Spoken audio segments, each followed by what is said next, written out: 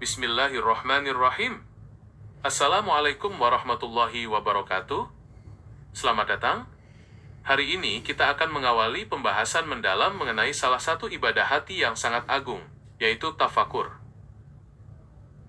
Secara bahasa, tafakur berasal dari kata dasar fikr yang berarti proses berpikir.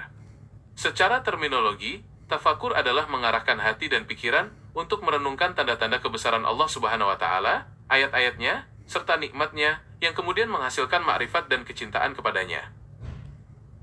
Tafakur adalah kunci pembuka pintu makrifat. Melalui perenungan mendalam, seseorang akan menyadari kelemahan dirinya dan keagungan Allah Subhanahu wa Ta'ala, sehingga tumbuh rasa takut dan harap yang seimbang dalam hati. Allah Subhanahu wa Ta'ala memerintahkan hamba-Nya untuk bertafakur dalam banyak ayat. Salah satu contohnya ada di dalam Al-Quran, surah Ali Imran ayat 191, yang mengajak kita untuk merenungkan penciptaan langit dan bumi. Perenungan terhadap semesta ini membimbing akal untuk mengakui bahwa tidak ada satupun yang diciptakan secara sia-sia. Kesadaran inilah yang kemudian menggerakkan lisan seorang hamba untuk senantiasa bertasbih dan memohon perlindungan dari siksa api neraka, sebagai bentuk kepasrahan yang tulus kepada keagungan Allah Subhanahu wa Ta'ala. Selain membawa hati pada ketundukan, tafakur juga dicontohkan secara nyata oleh baginda Nabi Muhammad SAW dalam kehidupan beliau. Sebelum menerima wahyu pertama, beliau sering menghabiskan waktu di Gua Hira untuk merenungkan kondisi masyarakat dan memikirkan kebesaran pencipta alam semesta, yang menjadi landasan spiritual penting sebelum beliau mengemban risalah kenabian. Langkah mulia dari Nabi Muhammad SAW tersebut mengajarkan kepada kita bahwa tafakur bukan sekadar kegiatan melamun tanpa arah. Ini adalah sebuah proses aktif di mana pikiran yang jernih dipadukan dengan hati yang bersih untuk melahirkan kesadaran baru yang pada gilirannya akan memperbaiki akhlak dan kualitas ibadah seseorang dalam kehidupan sehari-hari.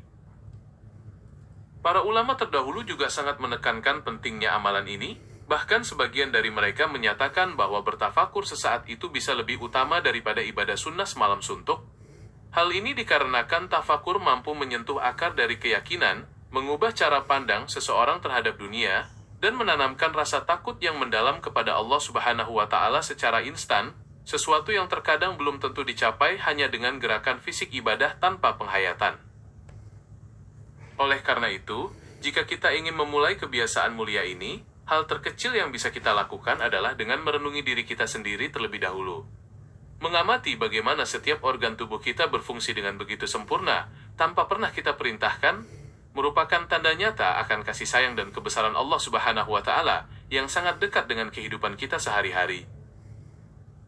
Perenungan terhadap diri sendiri ini juga sejalan dengan apa yang diisyaratkan dalam Al-Quran, surah Az-Zariyat, ayat 21, di mana kita diingatkan untuk memperhatikan tanda-tanda kekuasaannya yang ada pada diri kita sendiri. Ketika seseorang mulai menyadari betapa teliti dan agungnya penciptaan dirinya, maka kesombongan di dalam hati akan perlahan sirna, berganti dengan rasa syukur yang mendalam kepada Allah Subhanahu wa Ta'ala. Setelah merenungi diri sendiri dan alam semesta, tingkatan tafakur berikutnya yang sangat dianjurkan adalah merenungkan segala nikmat dan karunia yang telah dicurahkan. Setiap helai napas, kesehatan, waktu luang, hingga petunjuk iman, adalah pemberian yang tak ternilai harganya, di mana perenungan ini akan melahirkan rasa cinta yang semakin kuat, serta kerinduan yang mendalam untuk selalu mendekatkan diri kepada Allah Subhanahu wa Ta'ala. Tidak kalah penting dari itu semua, tafakur juga mencakup perenungan terhadap perjalanan waktu dan kepastian akan hari esok.